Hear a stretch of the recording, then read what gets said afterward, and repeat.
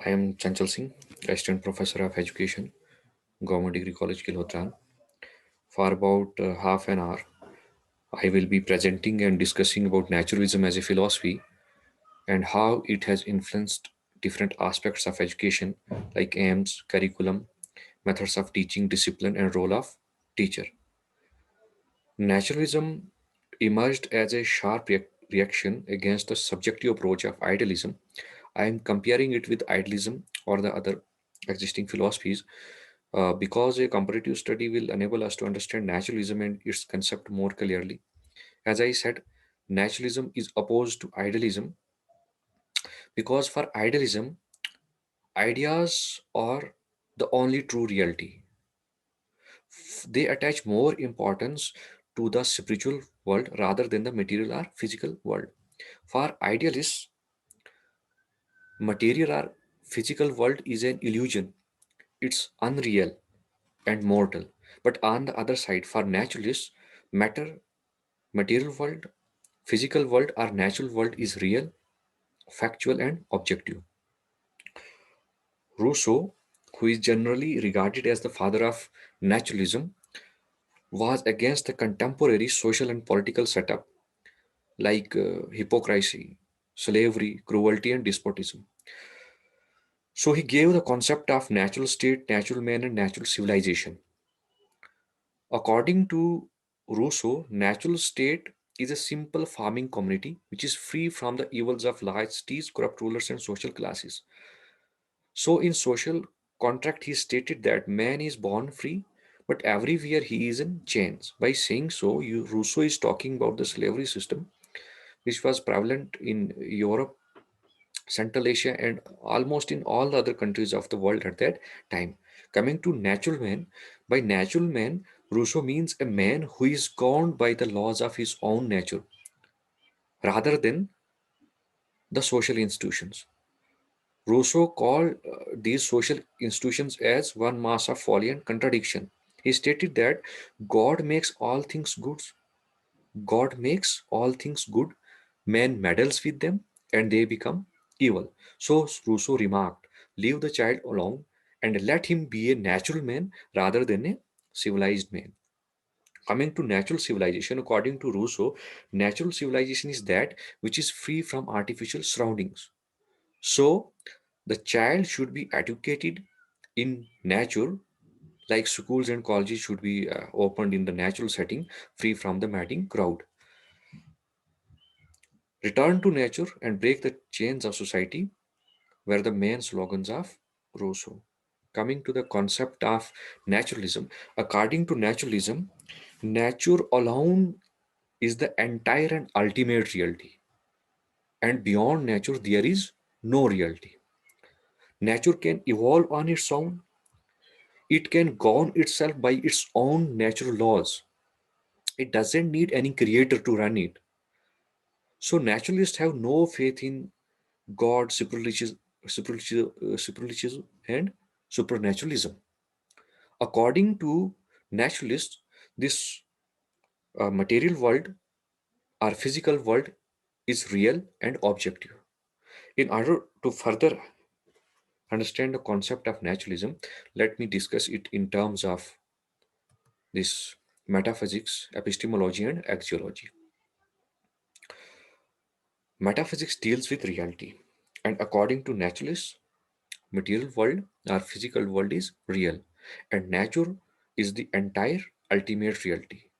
There is no reality beyond nature. So these things like God, hell, heaven are just the product of fantasy and figment of imagination. Coming to epistemology, epistemology deals with knowledge, like what are the different sources of knowledge, what are the methods of acquiring knowledge, origin of knowledge.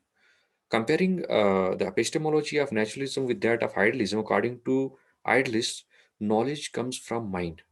So, mind is the source and storehouse of entire knowledge. According to pragmatists, knowledge comes through experience. But for naturalists, knowledge comes from senses. So, senses are the gateways of knowledge. Number third, axiology. Axiology deals with values. According to idealists, these values like truth, beauty, goodness are spiritual, eternal, and permanent in nature. But on the other side, for pragmatists and naturalists, these values are not permanent. According to pragmatists, values are created by man, they are not permanent. For example, what is good today may not be good tomorrow. So these values are not permanent according to pragmatists. According to naturalists, values reside in nature, and the true value is to live in peace and harmony with the nature. Next is salient features, characteristics are fundamental principles of naturalism. I have already discussed this while explaining the concept of naturalism, so I'm just reading them out. Nature alone is the entire reality, and there is no reality beyond nature. Everything is governed by nature. Material world is the real world. Material world is real, factual, and objective. Senses are the gateways of knowledge. As for naturalists, so knowledge comes from senses. Nature is governed by its own laws. Science has a source of knowledge.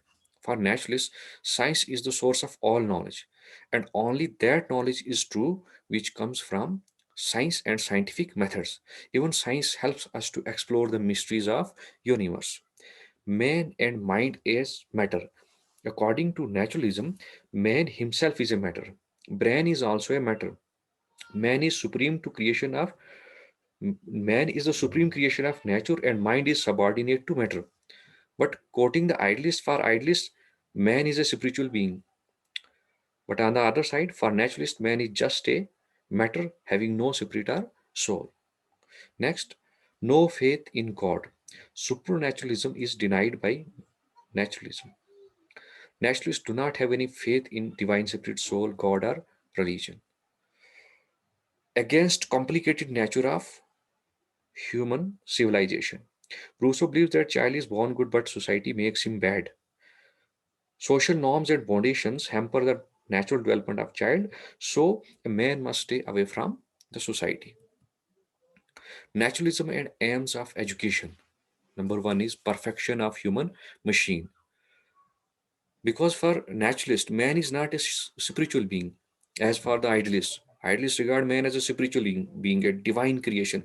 But for naturalist, man is simply a machine. There is no spirit or soul inside him. So the main aim of education should be the perfection of human machine. Every effort should be made to keep this machine in working order. Next is number two, self-expression. While idealists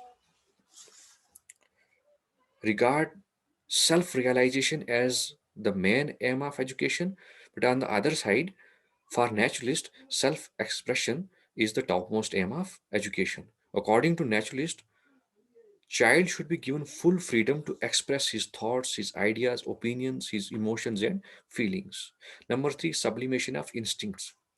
Another aim of education, according to naturalists, is that the inborn instincts, abilities, and capabilities of child should be channelized towards some useful work. Number four is struggle for existence and adjust to the environment. According to the naturalist, education should enable an individual to adjust himself according to the changing circumstances and the demand of the situation in order to ensure his survival and to struggle for his existence. Number five is education according to the nature of the child. It means that education should be child centered. It should be according to the needs, interests, and abilities of the child. Number six is perfect development of individuality. Perfect development of individuality is another important aim of education according to the naturalist. Education should develop a child into a rational, mature, and happy person. To secure happiness, number seven. According to naturalists, education should secure present and future happiness for the individual. It should train the individual for complete life. Next, naturalism and curriculum. How naturalism influences the curriculum in education. Number one is science, which deals with nature. uh, Naturalists generally give importance to the scientific subjects because for them science is the source of entire knowledge. Science helps us in understanding the nature and natural laws. It helps us in exploring the universe, and for them only that knowledge is true which is derived from scientific methods. So they recommend the teaching of sciences like physics, chemistry, botany, zoology, geography, astronomy, etc. Mathematics and languages are recommended by naturalists because mathematics helps us in understanding the natural laws and helps us in studying the scientific subjects. Number third is agriculture, carpentry, art, and crafts.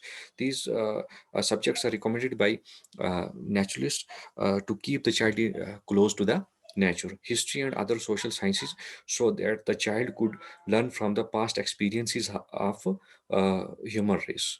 Drawing is recommended for expression of ideas, thoughts, uh, and for development of thinking, reasoning, and imagination powers of the child. Physical and health education. Physical and health education is recommended to be included in the curriculum by naturalists because for them man is just a machine, and for the perfection of human machine, uh, uh, physical activity is important. So they recommend physical activities like jumping, running, swimming, exposure to cold and heat in curriculum. No religious education. As already discussed, naturalists have no faith in God. So there is no place for religious education in the naturalistic curriculum. For them, this hell, this heaven, soul, God, supernaturalism, spiritualism, all these are the product of imagination of man. Naturalism and methods of teaching. What kind of methods are recommended by the naturalist? Learning by doing. Number one is learning by doing because naturalists are against the bookish knowledge or verbal lessons. For them, all knowledge must emerge out of experiments, and activity. Knowledge through senses, as already discussed, for naturalists, senses are the source of all knowledge. Knowledge comes through senses. So, knowledge through senses is another method as advocated by the naturalist.